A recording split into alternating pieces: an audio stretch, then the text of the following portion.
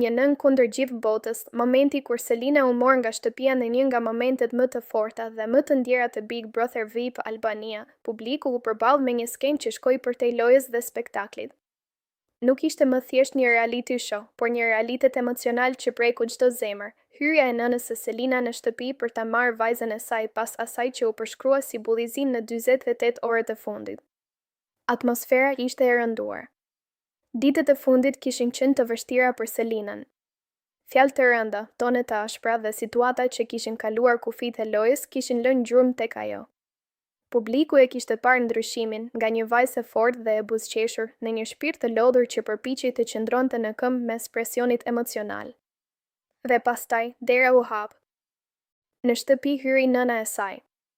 Jo si pjesë e spektaklit, por si një forcë që nuk njeh rregulla kur bëhet fjalë për fëmijën e saj. Me një qendrim të vendosur dhe me sytë plot shqetësim, ajo nuk erdhi për të bërë show, erdhi për të mbrojtur.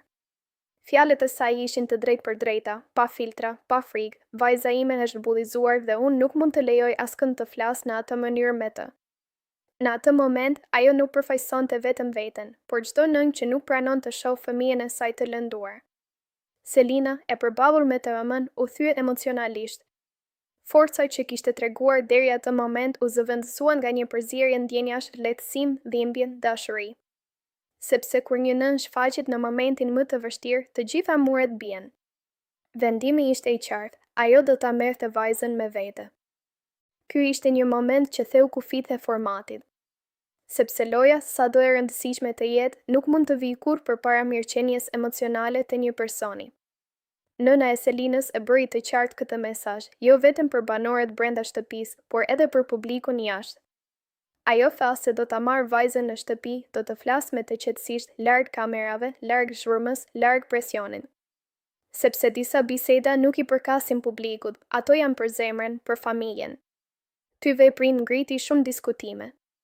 Disa e panë si një ndërhyrje të drejtë dhe të nevojshme. Të tjerë mund ta shohin si një ndërprerje të lojës. Por në thelb, ky ishte një akt dashurie. Dhe dashuria e një nëne nuk negociohet. Në fund, ajo që mbetet nuk është loja, nuk janë debatet apo strategjik. Ajo që mbetet është një nën që hyri në një shtëpi plot kamera dhe doli prej andej me gjën më të çmuar, vajzën e saj. Sepse mbi gjithçka vjen njeriu. Dhe mbi çdo rregull vjen zemra.